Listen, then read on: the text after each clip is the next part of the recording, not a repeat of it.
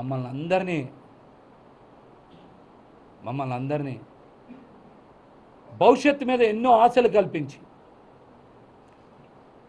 మీలో ఒక చెగోవీరని చూసుకున్నాం, ఒక ఉద్యమకారుని చూసుకున్నాం. మీరు నిలబడతారనుకున్నాం. మీరు ఇలా నట్టేట ముంచేస్తారని మా కల్లో కూడా ఊహించల.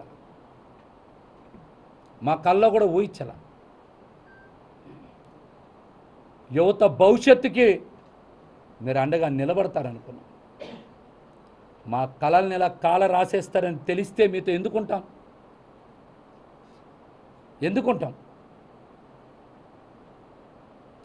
ఇదేదో పోతిని మా సీట్ రాలేదనో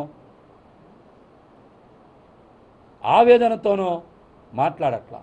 నేను చెప్పే ప్రతి మాట కూడా నిజం. నేను చెప్పే ప్రతి మాట మీరు విశ్లేషణ చెయ్యండి. నా మీద సాయంత్రం నుంచో రేపటి నుంచో చాలామంది ప్రెస్ మీట్లు పెట్టచ్చు, ఇష్టానుసారం మాట్లాడచ్చు. ఇంకా మాట్లాడతా. నాదేండ్ల మనోహర్ లాంటి వ్యక్తి పశ్చిమ నియోజకవర్గంలో ఎవరెవరితో ప్రెస్ మీట్లు పెట్టిస్తున్నారో తెలుసు. వస్తా తెనాలి, పెడతా అక్కడే ప్రెస్ మీట్, అక్కడే మాట్లాడతా. చాలా వాస్తవాలు ఇంకా ఉన్నాయి, బయట పెడతా. అవలా ఇంకా అవలా. చివరగా ఒకే ఒక్క మాట, దేనికి నాకు భయం లేదు. నేను చెప్పేవన్నీ నిజాలే అని నేను సంపూర్ణంగా నా గుండె మీద చెయ్యేసుకొని చెప్పగలను. పవన్ కళ్యాణ్ గారిని ఒకే ఒక్క కోరిక కోరుకుంటున్నా. రేపు పిఠాపురంలో మీ సొంత ఇల్లు గృహప్రవేశం చేస్తున్నారు కదా, అక్కడికి మీరు అన్నా లెజినోవా గారితో రావాలి, గృహప్రవేశం చెయ్యాలి. నెల రోజుల పాటు ప్రచారంలో పాల్గొనేలాగా మీరు ఏర్పాట్లు చేయాలని నేనైతే మనస్ఫూర్తిగా పవన్ కళ్యాణ్ గారిని కోరుకుంటున్నా. మరిన్ని విషయాలు, నా రాజకీయ భవిష్యత్తుకు సంబంధించిన విషయాలన్నీ కూడా తొందరలోనే ప్రకటిస్తాను. అందరికీ నమస్కారం.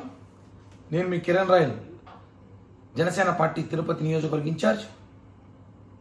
ఈరోజు పొద్దున నుంచి మనం చూస్తున్నాం, అది జనసేన పార్టీ అధికార ప్రతినిధి మరియు విజయవాడ వెస్ట్ ఇన్ఛార్జ్ పోతిని మహేష్ గారు రాజీనామా, ప్రెస్ మీటు ఇవన్నీ చూస్తున్నాం మనం. యాక్చువల్లీ నేను ప్రెస్ మీట్ పెట్టాల్సిన దాని మీద నేను అందుబాటులో లేను, వేరే ఊర్లో ఉన్నా కాబట్టి వీడియో చేసి పంపించాల్సి వస్తుంది. కాబట్టి మిత్రులు, మీడియా వాళ్ళు, జనసైనికులు క్షమించాలి. ప్రెస్ మీట్ పెట్టినందుకు వీడియో ద్వారా అర్థం చేసుకోవాల్సింది కోరుకుంటూ, మహేష్ గారి 3 ప్రశ్నలు అడుగుతా. ఒకటి, 2019 మీకు సీట్ ఎక్క ముందు మీరు ఎక్కడున్నారు? మీరు 2016లో 17లో జనసేన పార్టీలోకి వచ్చారు. మీకు ఈరోజు జనసేన పార్టీ లేకపోతే మీకు ఇది చరిష్మా, క్రేజ్ వచ్చేదా? అసలు పవన్ కళ్యాణ్ గారు మీకు ఎంత ప్రియారిటీ ఇచ్చారు, ఎంత వాల్యూ ఇచ్చారు మీకు తెలుసు కదా. ఇవన్నీ కూడా మీరు ఎక్కడి నుంచి వచ్చింది? మీరు గతంలో రాజకీయ నేపథ్యం ఏమైనా ఉందా? గతంలో ఏం లేదు కదా. జనసేన పార్టీ మనందరికీ పునాదులు. మనకందరికీ జనసేన పార్టీ పవన్ కళ్యాణ్ గారు భిక్ష పెట్టారు. ఈరోజు మన పవన్ కళ్యాణ్ గారు ఏదో ఆయన వ్యూహాలు, ఆశయాలు ఉన్నాయి కాబట్టి అర్థం చేసుకొని పోవాలి. ఇప్పుడు నేనున్నాను, ఉదాహరణకి ప్రజారాజ్య పార్టీ నుంచి పనిచేస్తున్నా. 2014లో నుంచి జనసేన పార్టీ పెట్టిన రోజు నుంచి ఉన్నాను, మీకన్నా ముందు నుంచే ఉన్నా. నేను మొన్నటి ఇన్ఛార్జిగా ఇచ్చారు, తిరుపతిలో పనిచేస్తున్నా. ఏదో సీట్ ఆశించా, రాలేదు. ఎవరు వైసీపీ అతను సీట్ ఇచ్చారు, దాని మీద నేను కొంచెం అలిగున్నా, నచ్చలేదు. ఇష్టం ఉంటే పనిచేస్తా అభ్యర్థికి, లేదంటే పిఠాపురం పోయి పవన్ కళ్యాణ్ గారు పని చేసుకుంటా. అంతేకాని ఎక్కడ కళ్యాణ్ గారి గురించి మాట్లాడను కదా. ఎందుకంటే నిజమైన జనసైనికులు అలా ఉంటారు, పవన్ కళ్యాణ్ గారి మనుషులు అలా ఉంటారు. ఏదో వైసీపీ ఇచ్చిన స్క్రిప్ట్, వైసీపీకి పంపించిన 3 పేజీలు మీరు తీసుకొచ్చి చదవడము, దాన్ని బీసీ కార్డు పెట్టడం కరెక్ట్ కాదు. మీరు ఏ రోజు కూడా సరే పోతిన మహేష్ ప్రెస్ మీట్లో ఇంతవరకు నాకు తెలిసి ఇన్ని ప్రెస్ మీట్లలో మీరు ఎప్పుడు కూడా పేజీలు చూసి ప్రెస్ మీట్లు పెట్టలేదు. మొట్టమొదటిసారి 4 పేజీలు చదివి ప్రెస్ మీట్ పెట్టారంటే ఆ పేజీలు ఎక్కడి నుంచి వచ్చాయి, ఆ పేజీలు వెనకాల ఎవరున్నారు, ఇవన్నీ కూడా మాట్లాడాల్సిన అవసరం ఉంది.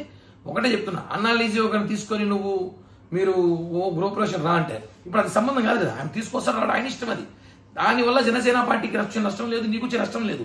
సబ్జెక్టు మీరు డైవర్ట్ చేయడానికి ప్రయత్నిస్తున్నారు. దీని వెనకాల ఎవరో క్లియర్గా ప్రజలు తెలిసిపోయింది. ఎందుకంటే మహేష్ గారు కూడా నాకు ఆయన వ్యక్తిగత ఏం లేదు. నేను ఆయన కలిసి అనేక ప్రెస్ మీట్లు వాళ్ళ ఆఫీస్లో పెట్టా. గత సంవత్సరంలో నాకు సహకరించాడు, పార్టీతోనే ఉన్నాడు, సహకరించాడు. ప్రెస్ మీట్లు పెట్టాం, అనేక చోట్ల మేము కలిసి పనిచేసాం, ఉద్యమాలు చేసాం, అన్ని చేసాం. ఈ రోజు కొన్ని జరుగుతూ ఉంటాయి. ఇంకా భవిష్యత్తు ఉంది, మనకి 2 నెలల తర్వాత మంచి భవిష్యత్తు రాబోతుంది. అది అర్థం చేసుకోవాలి. కానీ పవన్ కళ్యాణ్ గారిని ఇష్టం వచ్చినట్టు మాట్లాడితే, మనోహర్ గారిని మాట్లాడితే, జనసేన పార్టీ నాయకుల్ని కార్యకర్తలు ఏదో మేమేదో అమాయకులను, ప్రజలు మమ్మల్ని ఏదో విస్మరించారనో, మీకన్నా మేధావులు లేదని మాట్లాడితే మాత్రం బాగోదు. మీరు పవన్ కళ్యాణ్ గారికి క్షమాపణ చెప్పాలి, జనసేన పార్టీ నాయకులు కార్యకర్తలు క్షమాపణ చెప్పాలి. లేకపోతే మీకు తెలుసు మీరెంత ఉద్యమకారులు, మీకు మించి ఉద్యమకారులు మేము కూడా. ఎంత దాకా దిగుతాం, ఏమైనా చేస్తాం. ఊరికే బెదిరించేది కదా, ఆధారాలు ఉన్నాయి. ఏం ఆధారాలు? ఏమవుతాయి ఆధారాలు అంటే? ఏం ఆధారాలు? కేవలం జనసేన నాయకులు తప్పుదోవ పట్టించడానికి ప్రయత్నిస్తున్నారు. పోతిన మహేష్ గారు ఇది కరెక్ట్ కాదు, మీకు ఇష్టం లేదు వెళ్ళిపోండి, హ్యాపీగా వైసీపీకి వెళ్ళిపోండి, ప్యాకేజ్ తీసుకోండి, ఏదో ఎమ్మెల్యేసో మంత్రో ఏదో ఇస్తామో తీసేసుకోండి, మీ రాజకీయ జీవితం చూసుకోండి. మీరు మమ్మల్ని మాట్లాడి మమ్మల్ని డైవర్ట్ చేయాలో, మమ్మల్ని ఏదో ఇబ్బంది పెట్టాలో పవన్ కళ్యాణ్ గారు మాట్లాడితే మాత్రం ఊరుకునే ప్రసక్తే లేదు. జాగ్రత్త.